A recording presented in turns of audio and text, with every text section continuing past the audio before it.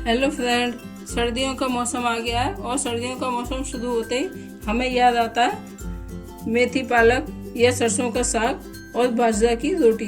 तो आज मैं लेके आई हूँ बाजरा की रोटी की एक आसान तरीके से बनाने की रेसिपी। तो इसको मैंने कैसे और किस तरीके से बनाया, तो चलिए शुरू करते हैं बाजरा की रोटी बनाना। हेलो फ्रेंड, मेरे चैनल देसी तड़का में आपका स्वागत है। फ्रेंड्स, सर्दियों का मौसम है और सर्दियों के मौसम में ही बाजरा खाया जाता है, चाहे वो खिचड़ी में, चाहे वो उसका भात बनाकर और या फिर बाजरे की रोटी। तो आज मैं लेके आई हूँ रेसिपी बाजरे की रोटी। तो उसके लिए लिया मैंने ये 1 कटोरी आटा। अब उसको हम छान लेते हैं। ये लिए मैंने चल्ली, अब इसे हम छान लेते हैं। तो ये बाजरा की रोटी बहुत ही ज़्यादा फायदा करती है और अंदर से शरीर को गर्म रखती है। अगर आप बाजरा की रोटी रोज़ खाओगे तो आपको जुकाम खांसी होने का बिल्कुल भी डर नहीं रहता। तो इसको हमने छान लिया है और ये जो इसका ये भूसी होती है वो हमने निकाल दी है इसमें। अब लेते हैं बाजरा के आटे को गूंदने के लिए पानी। तो बाजरा का आटा गूंदने से पहले ही हम गैस पर तवा रख देते हैं, क्योंकि तवे को गर्म होने में थोड़ा टाइम लगता है और ये आटा बहुत जल्दी गूंद लिया जाता है, इसमें ज़्यादा टाइम नहीं लगता, इसीलिए पहले तवा गर्म कर लेते हैं। तो गैस पर रख दिया हमने तवा और इस पर हल्की सी चिकनाई लगा के कपड़े से साफ कर दिया है और अब आटा गूंद लेते हैं। आटे को गूंदने के लिए लिया मैंने ये नॉर्मल पानी है। अब इसको धीरे धीरे हम आटे को गूंद लेंगे।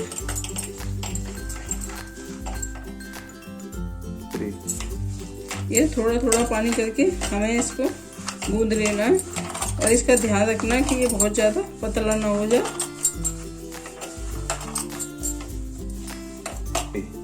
तो ये इस तरीके से हमें इसका आटा लगाना है। ये देखिए, ये बहुत ज़्यादा सॉफ्ट और बहुत ज़्यादा टाइट नहीं है। अब लेते हैं पानी। तो जो पानी हमने आटा गूंदने को लिया था उसी पानी में हम थोड़ा थोड़ा हाथ ये डिप करके और इस आटे को इस तरीके से गूंद लेंगे। ये आटा थोड़ा है तो आप इस तरीके से भी इसे गूंद सकते हैं। ये देखिए, इस तरीके से। ये ऐसे नहीं गूंदा जाता है जैसे हम गेहूं का आटा गूंदते, तो इसको हम ऐसे तोड़ तोड़ के गूंद लेंगे।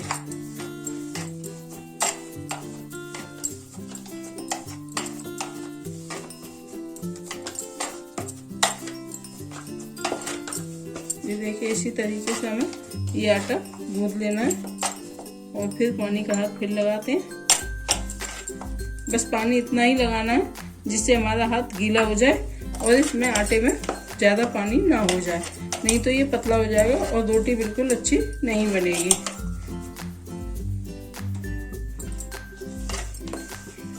ये देखिए, बर्तन भी एकदम साफ हो चुका है और आटा भी हमारा अच्छे से लग गया है।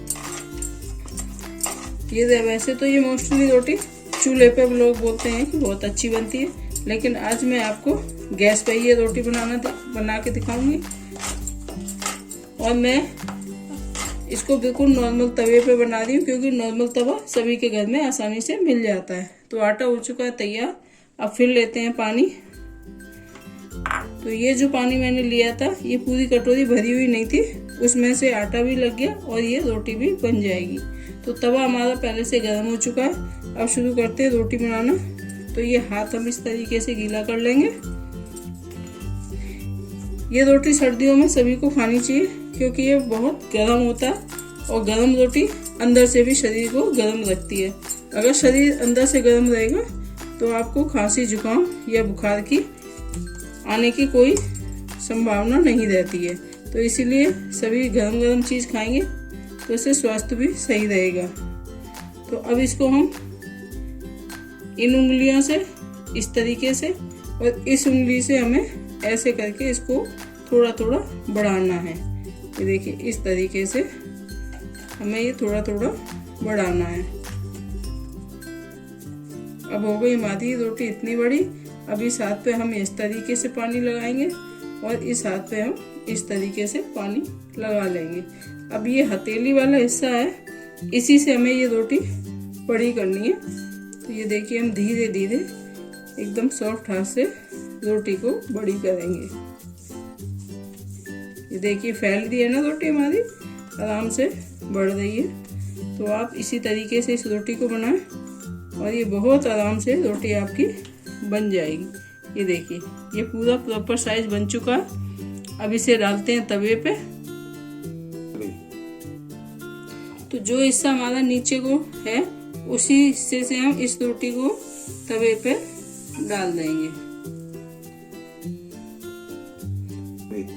जब तक हमारी रोटी तवे पे एक सिक रही है एक साइड से, तब तक हम ये दूसरी रोटी को भी थोड़ा सा फैला लेते हैं। तो ये लिए हमने दूसरी लोई और इसको हथेलियों से इस तरीके से प्रेस करके पहले बढ़ाना, उसके बाद इसे इस तरीके से फैलाना है। देखिए मैं आपको ये जूम करके दिखा रही हूँ। ये रोटी ऐसे दबानी है और ऊपर से ऐसे दबानी है। ये बस इतनी अभी हम बढ़ा रहे हैं और पहली वाली रोटी को तवे से पलट लेते हैं। अब ये रोटी ऊपर से हमारी, यहाँ से हमें पता चल रहा है कि एकदम सूखी सी हो गई है, तो हमारी नीचे से रोटी सिक चुकी है। अब हम इस तरीके से इसको पलट देंगे। ये देखिए इस साइड से ये रोटी हमारी अच्छे से पक चुकी है। अब हम नीचे से भी इसे पका रहे हैं, फिर इसे डायरेक्ट हम गैस पर सेकेंगे। अब हम अपनी रोटी को चेक कर लेते हैं नीचे से भी ये सिक गई या नहीं।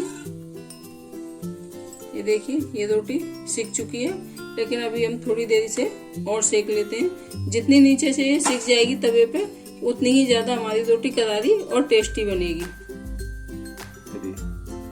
अब वो रोटी हमारी तैयारी होने वाली है, तो हम दूसरी रोटी भी इसी तरीके से हाथ लगा के, और ये देखो ये मैंने इतनी तो बढ़ा ली थी, अब इसे हथेलियों से हमें बढ़ाना है और दूसरी रोटी भी तैयार करके मैं तवे पे डाल दूंगी और उसको हम डायरेक्ट गैस पे सेकेंगे। ये देखिए ये कितने अच्छे से फैल जाती है फटाफट। अगर आप इस तरीके से बनाएंगे तो आपको पता भी नहीं चलेगा और आप बहुत जल्दी रोटी बना लोगे। तो अब ये रोटी हमारी नीचे से सिक चुकी है। अब इसे रख देते हैं हम साइड में और अपनी दूसरी रोटी को, पहले मैंने इस तरीके से डाली थी, अब मैं इसको इस तरीके से डाल रही हूँ। आप किसी भी तरीके से डाल सकते हैं। अब इस रोटी को जिसको हमने बाद में तवे से उठाया उसी साइड से हम इसे नीचे से सेकेंगे। ये साइड हमने तवे पे पहले सेकी थी और नीचे वाली साइड को हम गैस पे पहले सेकते हैं। इसी से हमारी रोटी अंदर से भी सिकेगी और बिल्कुल करारी हो जाएगी, कच्ची भी नहीं रहेगी। अगर हम सेकने में गलती कर देंगे तो रोटी हमारी कच्ची रह जाएगी और इसका टेस्ट बेकार हो जाएगा। इसीलिए हमें रोटी इस बात का ध्यान रखना है कि जिधर तवे से हम उतारें उधर ही साइड से हमें पहले सेकनी है। अब इसे हम सेक लेते हैं और ये देखिए रोटी फूलने भी लगी है।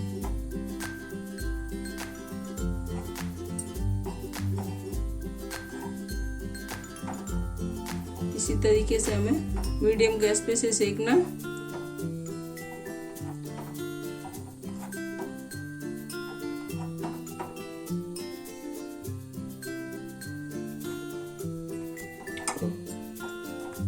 ये देखिए रोटी बिल्कुल सिक के तैयार हो चुकी है। अब दूसरी रोटी भी सेक लेते हैं। अब ये दूसरी रोटी भी चेक कर लेते हैं। तो ये भी हमारी रोटी नीचे से पक चुकी है। अब हटाते हैं तवे को और रोटी डायरेक्ट गैस पे सेक लेते हैं। तो हमें वही सेम प्रोसेस करना है, जिधर से हमने तवे पे से उतारी थी उसी साइड से हमें डायरेक्ट गैस पे सेकनी है। ये देखिए इसी तरीके से घुमा घुमा के हमें पूरी रोटी सेक लेनी है। अब इसे पलट देते हैं। देखिए ये भी रोटी हमारी फूल गई है। ये देखो एकदम रोटी फूल गई है।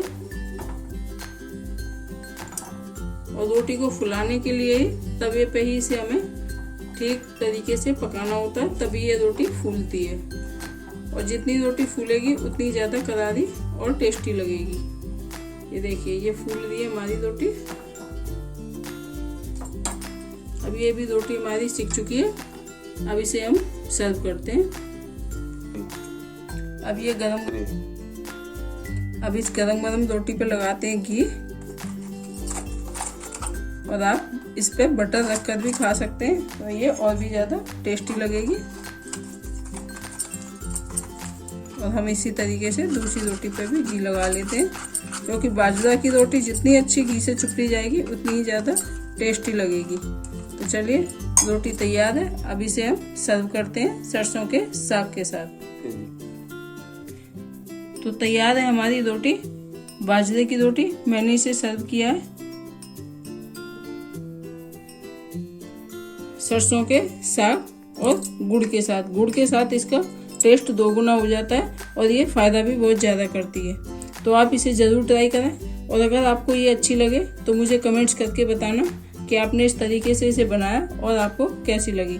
अगर आपको मेरी वीडियो पसंद आई हो तो इसे लाइक और शेयर ज़रूर करें, और मेरे चैनल को सब्सक्राइब कर बेल आइकन को ज़रूर दबाएं, जिससे नई वीडियो की नोटिफिकेशन आपको मिलती रहे। नई वीडियो के साथ फिर मिलते हैं।